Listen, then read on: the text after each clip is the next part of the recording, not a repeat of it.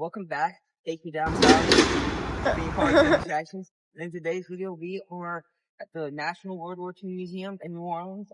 And right here, This is building one. this is building one. And If you look behind you, it's the rest of the museum sign. Turn back to us. We're gonna go eat first, and then we're gonna have to go do the rest of the museum. Go ahead and do it. There is no filming in the museum, so we're just gonna do voiceovers on photos and talk about the museum since we can't film. So we're just gonna do much further. So enjoy the video.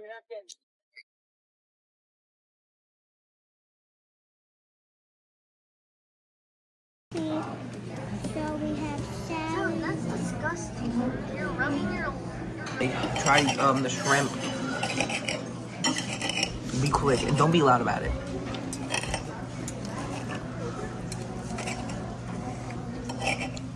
Just have to rate it out. Just done. I'm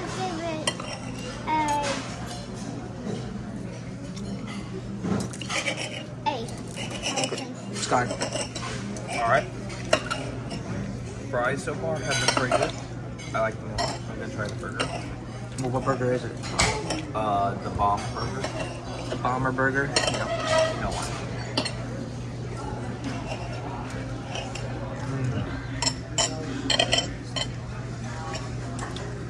Juicy. Has a lot of flavor. Really good.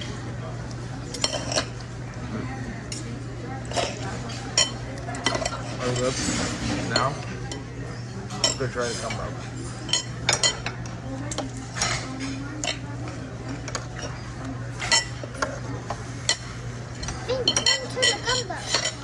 I am you. What do you else do you expect? This is gumbo, the best dish ever. It's amazing. Has a lot of good flavor. Green onion is a good add to it. Overall, it's a really solid meal. Ooh, that's good. Are we doing ratings? Together, both of these, I would say an 8. The burger being a 7, and the gumbo being a 10. They're good. Okay. I have the chicken sandwich with the special sauce that I'm gonna put on. Wow. We don't want to draw attention to ourselves. Let's hurry this up. I'm not drawing attention. I'm just putting on the sauce. Me recording is drawing attention.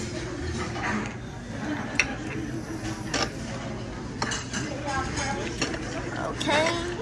All good over here, y'all? All right. Let's try. Jeez, you can't get your mouth around it.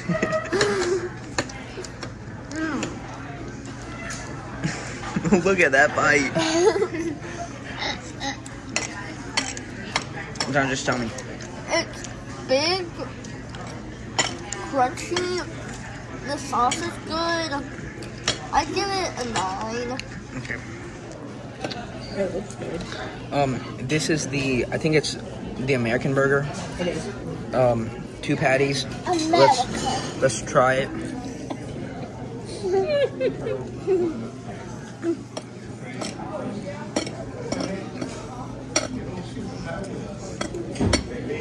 It's really good, really tasty. The bun's great. The meat is cooked great. Fries are great. It's all great. I'd give it a 9 out of 10. You want to say your salad? I have to say that this salad, it's a side salad, mixed greens and cucumbers because I got it without tomatoes. Their ranch dressing adds so much flavor to it that I would recommend getting this as a salad and adding some type of protein that they offer with this. It's so good. It doesn't need anything, really anything it's by itself. But if you wanted it with protein, you could get that. But I would actually give it out of 8 out of 10 because I'm surprised. That's it.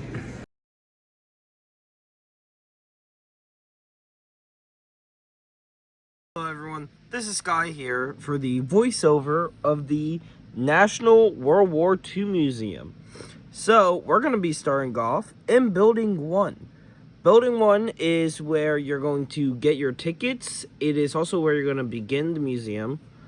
Where you get the tickets and the main part of the building, which is called the Louisiana Memorial Pavilion. The first area is the atrium. It's the main lobby area. It has a few things like a higginboat and a suspended plane.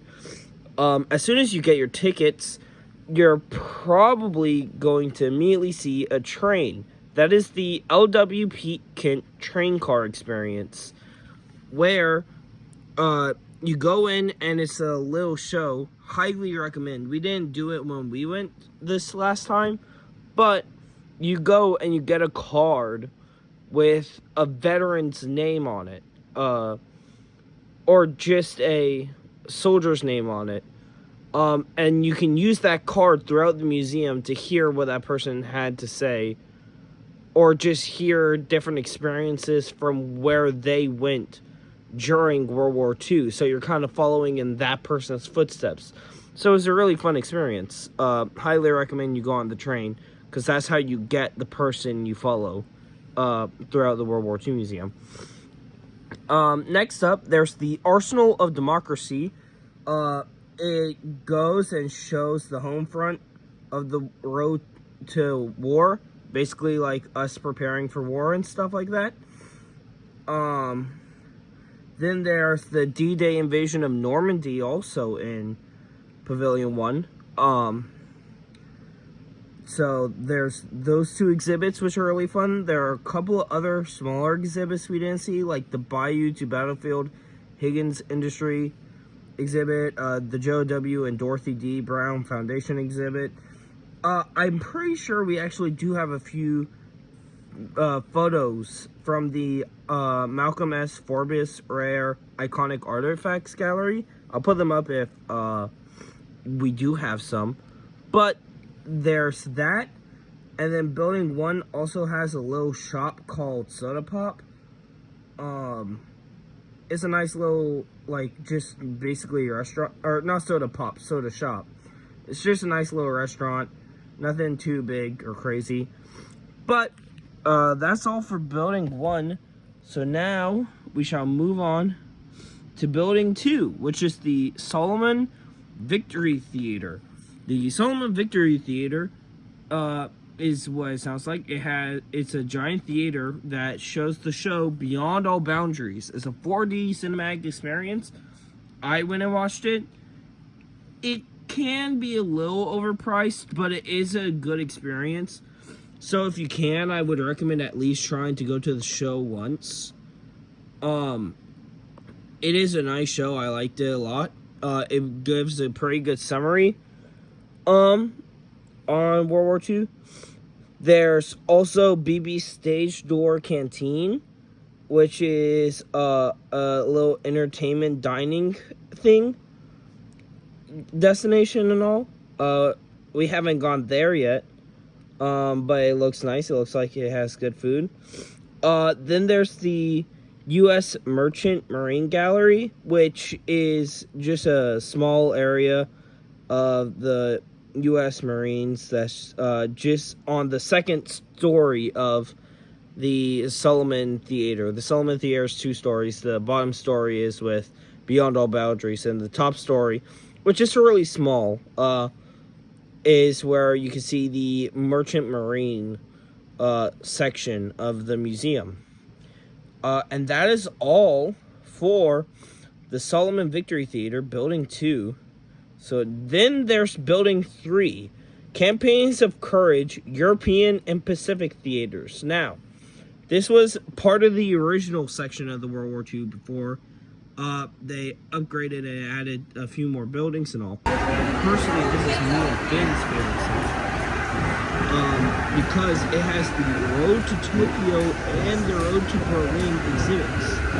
And those are both going to be on screen now. But they're really cool because it shows you where, like, day by day, which areas we went to first to get rid of both Japan, the Japanese Empire, and the Nazi regime. It shows like where each area we went to fight.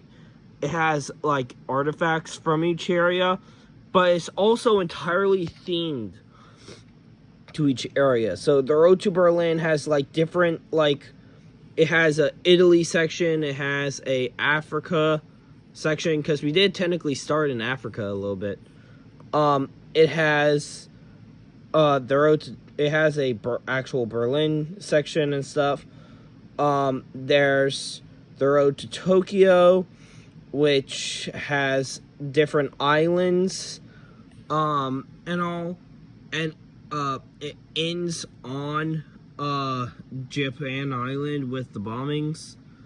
Overall, this is me and Finn's favorite exhibit. It's really cool, really well detailed. We both like it a lot. This is probably our favorite part of the World War II Museum. But after that, there's the American Sector Restaurant and Bar, which is technically part of Building 3. That's the restaurant we ate at. The American Sector Restaurant, or, hold on, sorry. Yeah, the American Sector Restaurant. And then, after Building 3 is Building 4, and Building 4 is the Liberation Pavilion. The Liberation Pavilion has a lot in it. So, there's Finding Hope in a Destroyed World, which is, you know, talking about after the war and all. You have Forces of Freedom at Home and Abroad. This is talking about, like, gaining freedoms, like the 4 freedoms after the war, and how they were enacted and all. There's the Pretty Family Foundation Theater. That's there. I did not know that, personally. But, that's cool. But also in the is it in the Liberation Pavilion? I could be wrong. I won't mention it yet in case it isn't. But then we have Building 5, U.S. Freedom Pavilion, the Boeing Center. Here, it's basically just a bunch of planes and just showing a bunch of planes. And there's also a fun little submarine experience we didn't go to. But it's, it basically just shows planes and different vehicles that were used in the war and all.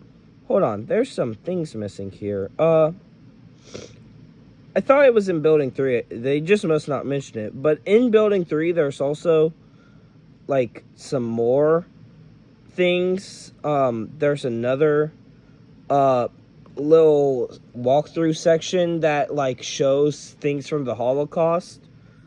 I would recommend being careful in that one, because it can be, like, it does show pictures of actual people in the Holocaust and all. So if you have kids, I would definitely be careful in that section. But there's also a interreligional chapel in Pavilion 4. I'm pretty sure it's Pavilion 4, at least. Where it's not themed to a specific religion. You could simply just go there to pray. It's really not... I really like it. You can just sit there in silence and kind of embrace everything that you've, like, learned about so far. Highly recommend going.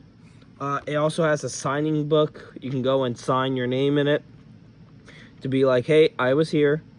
You can write a message or a prayer, whatever you want to do. But, again, it's not themed to a specific religion, so anyone can go. And now you have Building 6. Building 6 is the Hall of Democracy, which has the Senator John Arlo and Special Exhibit Hall, and the Malin and Paul Research Library. This part of the museum is not open to the public, I think. We couldn't go there.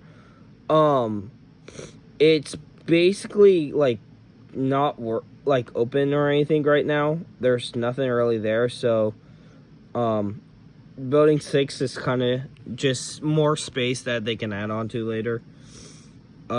Higgins Hotel and Conference Center is next. There's just a hotel right next to the museum that's technically part of the museum with the Normandy Cafe restaurant in it. Then there's Building 7, which is the Restoration Pavilion, and it's a STEM Science Center, which kind of shows, like, more hands-on how different things worked, like, how planes and how, like, directions worked with aiming and stuff. So, it is more just a hands-on, low experience to keep kids entertained. But it's fun to go to. And then there's Founders Plaza, which is the, like, road that is in between Building 1 and the rest of the museum. And then in the middle of the museum is the Bollinger Canopy of Peace, which is a little canopy just covering the whole museum to give everyone shade. But that is all of the museum. It's really fun. Highly recommend going. The prices aren't that bad. It doesn't go by age. It goes by if you're a student or if you're like adult student or a senior/veteran. I'm pretty sure veterans can go for free. So, it is a really fun experience. I would highly recommend. Thank you all for watching the video, and thank you for listening as I gave y'all a little tour since we couldn't film or we at least weren't able to film a lot of the museum. But, excuse me, sorry. Hope y'all enjoyed, and we'll see you in the next one. Peace.